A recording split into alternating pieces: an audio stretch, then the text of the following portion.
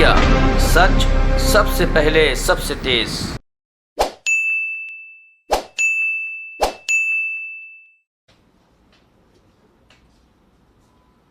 के अंदर अरविंद केजरीवाल जी के नेतृत्व में आम आदमी पार्टी की सरकार द्वारा लगातार दिल्ली के लोगों के लिए किए जा रहे कामों से प्रभावित होकर के आज भारतीय जनता पार्टी के गोंडा विधानसभा क्षेत्र के अंतर्गत आने वाले ब्रह्मपुरी वार्ड 47E के निगम पार्षद राजकुमार बल्लन जी आम आदमी पार्टी ज्वाइन कर रहे हैं।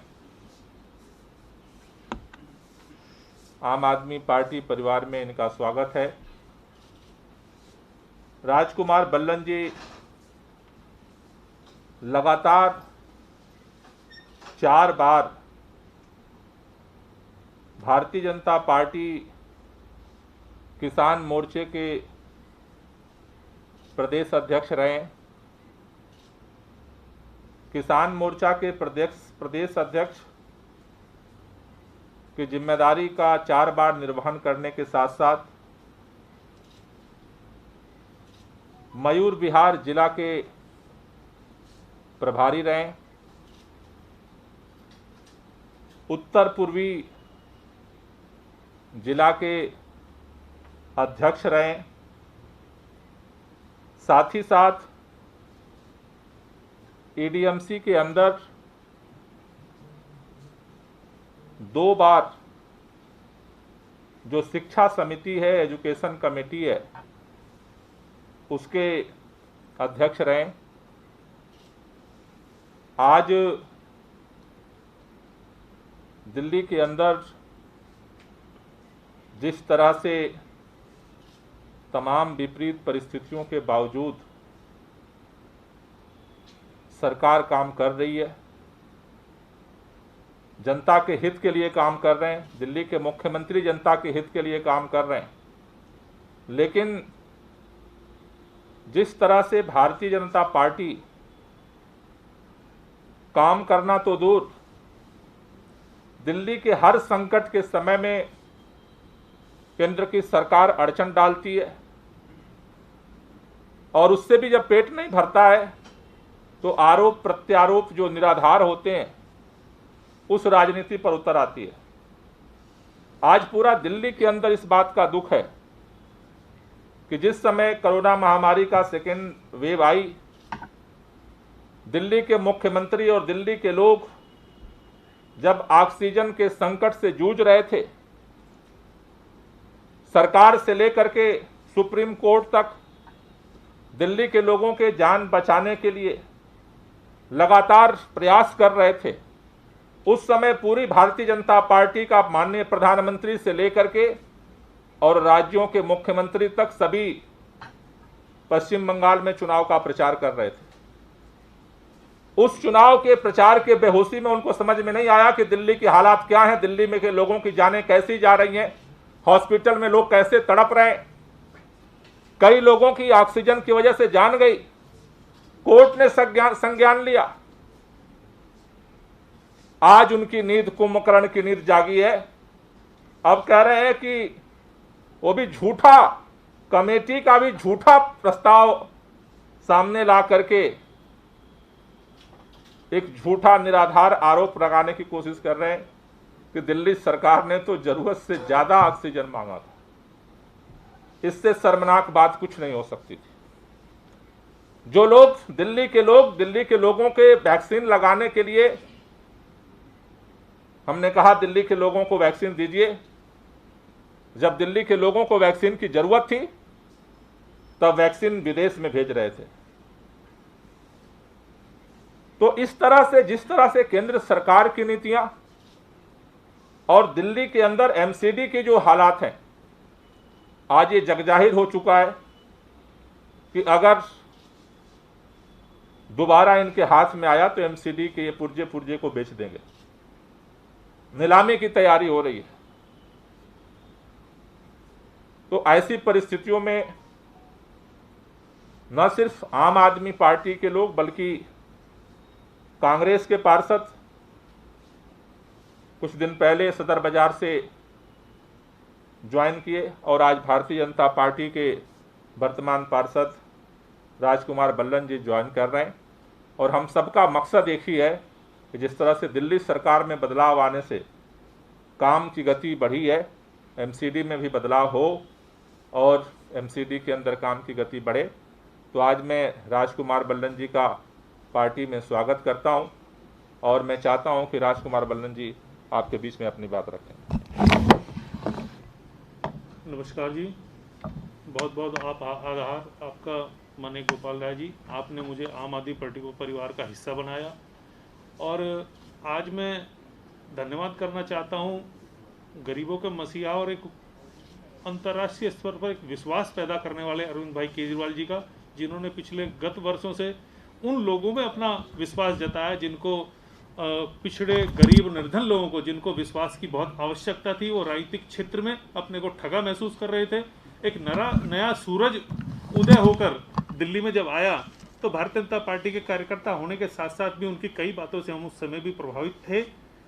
उस समय जब अन्ना आंदोलन पहला हुआ था तो कार्यकर्ता के नाते सर्वप्रथम वहाँ सफाई करवाने का काम भी हमने शुरू किया था। उसके बाद राजनीतिक व्यवस्था, राजनीतिक कार्यकर्ता जो रही होंगी, लेकिन एक बात की पीड़ा मुझे आज यहाँ लेकर आई है। मैं भारतीय जनता पार्टी का फाउंडर मेंबर हूँ 1980 से लेकर आज तक, लेकिन मैं उस भारतीय जनता पार्टी का सदस्य था जिसमें अटल बिहारी आडवाणी और मुरली मनोहर जैसे सैद्धांतिक लोग थे। जब कभी कांग्रेस सरकार में रहते हुए और वो विपक्ष में रहते हुए कोई विषय चाहे राष्ट्रीय स्तर का हो या अंतर्राष्ट्रीय स्तर का हो तो कह दिया करते थे जो निर्णय सरकार लेगी हम उसके साथ हैं। मैं इस भारतीय जनता पार्टी को नहीं देखना चाहता जिसमें हर चीज पर बार बार राज्य सरकारों को और विशेष रूप से जहां उनकी विचार की सरकार नहीं है उनका दोहन किया जा रहा है, उनको दबाया जा रहा है और तार्किक अतार्किक तरीके से उन सुविधाओं को देने से विलंब किया जा रहा है, जिससे कि दिल्ली की जनता को और उन राज्यों की सरकारों को जहां उनके मत की सरकार नहीं है, यह नैतिकता के आधार पर भी और उनके व्यक्तित्व के हिसाब से भी देश के प्रधानमंत्री को ना तो शोभा देता है, ना उनके व्यवहार से उनके स्तर का यह व्यवहार है। उनको चाहिए अपने सभी राज्यों को शिशु की भांति, प्रधानमंत्री का दायित्व ये बनता है कि सभी राज्यों को उसको कोविड काल के दौरान जिस तरह की घटिया राजनीति हुई उससे मेरा मन बहुत व्यथित हुआ। और आज आने से पहले 3 दिन पहले जब दिल्ली के शिक्षा मंत्री मनीष सिसोदिया जी ने जो स्पष्ट अखबारों में दिया है उसका को पढ़कर तो मन बहुत ही व्यथित हुआ। व्यथित ये हुआ कि जो कारण डोर टू डोर राशन योजना को रोकने के लगाए गए हैं उनके कुछ बचकानी हरकतें उनको समझ में नहीं आ रहा है कि उनका रीजन क्या है। एक ऐसी योजना जो गरीबों के लिए, विशेष रूप से जिस क्षेत्र से मैं आता हूँ यमुना पार से, वहाँ इस योजना का सबसे ज़्यादा लाभ मिलना है। मैं भारतीय जनता पार्टी का कार्यकर्ता होने के नाते मैंने वो युग देखा है अटल आडवाणी मुरली मनोहर जोशी का, लेकिन दिल्ली में मैंने जो युग देखा है केदारनाथ साहनी, मदनलाल खुराना, ओम प्रकाश कोहली जैसे ऐसे लोगों का जिनका नैतिक स्तर बहुत ऊंचा था।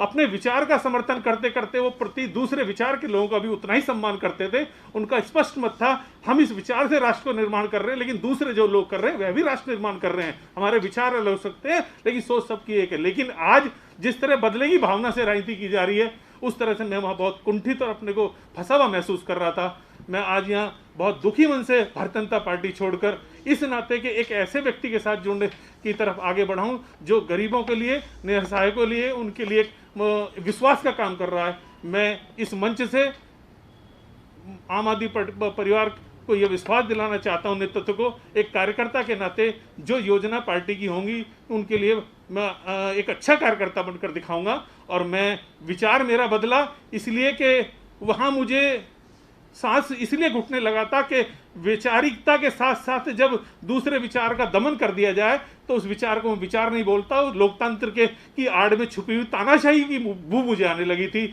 इस नाते आज मैं यहाँ हूँ।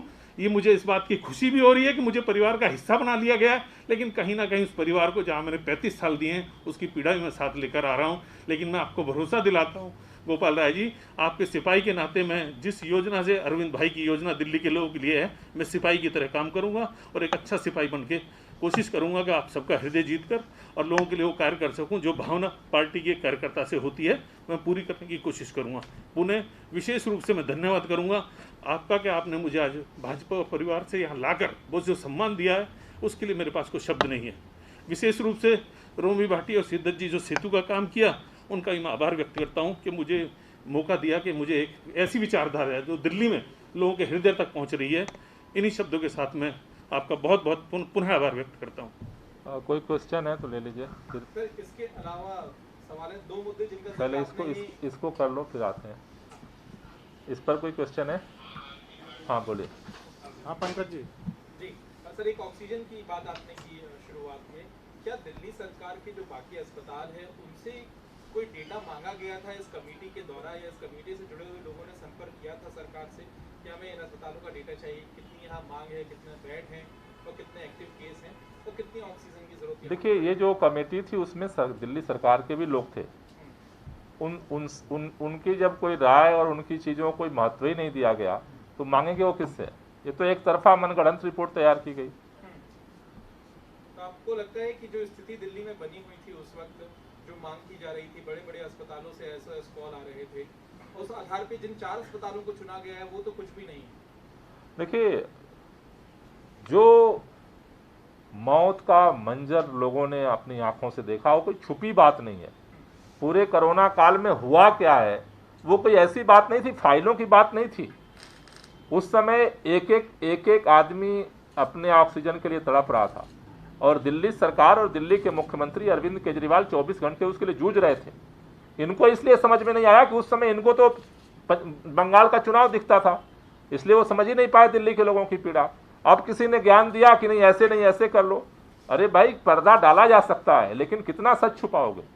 मुझे लगता है कि ये बहुत ही नीचे की स्तर की राजनीति है और कमेटी अगर बनी थी तो कमेटी के सभी सदस्यों की राय, फैक्ट, तथ्य के आधार पर आप रिपोर्ट बनाइए, उससे दिक्कत क्या है? लेकिन केवल इसलिए कि अरविंद केजरीवाल को बदनाम करना है, इसलिए झूठे तथ्यों के आधार पर आप रिपोर्ट बिना कमेटी के लोगों की राय लिए आप बनाए हो तो ठीक नहीं है। सर, एक आप अलग-अलग वैक्सीनेशन सेंटर खुद भी जाते रहे हैं और दिल्ली में जो वैक्सीन मिलती रही है उसके तथ्य भी सबके सामने हैं। कोवैक्सीन जो वैक्सीन है, इसका पहला डोज जून के महीने में किसी को नहीं लगा है, क्योंकि पहले डोज जिनको लगा उनको दूसरा डोज लगाना जरूरी था। क्या इसकी एक वजह और आप मानते हैं? क्या वैक्सीन की कमी दिल्ली में रही इसलिए पहला डोज लोग नहीं लगवा पाए? लोग मजबूरी में दूसरे डोज लगवा रहे हैं। नहीं, दूसरे डोज नहीं तो पहला जो भी वैक्सीन लगवा रहे हैं। हाँ, दूसरे जो डोज लेगा वही पहला होगा। हाँ जी, हाँ जी। देखिए, दिल्ली के अंदर वैक्सीन की कमी तो रही है। हमने जब वैक्सीन की शुरुआत हुई और उसके बाद हमने दिल्ली के सभी स्कूलों में व्यवस्था बनाई, हर वार्ड में हमने सेंटर खोले, लेकिन सेंटर तो हमें बीच में रोकने बंद हुए क्योंकि हमारे पास वैक्सीन नहीं मिली।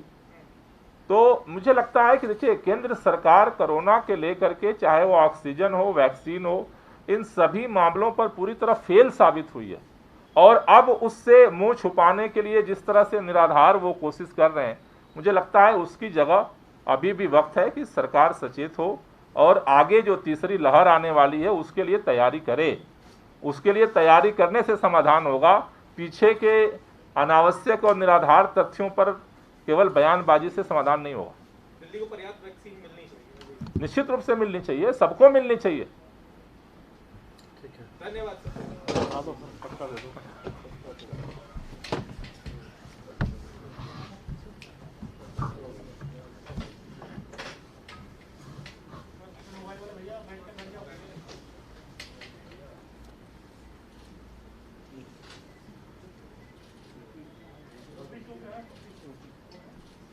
भाई टोपी पहना दो। आप ही पहना दो तो जरूरी है।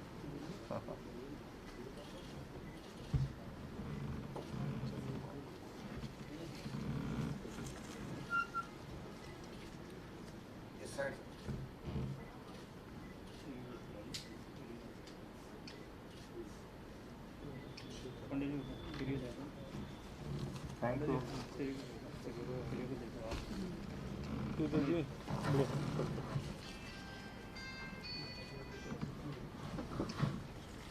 शुक्रिया।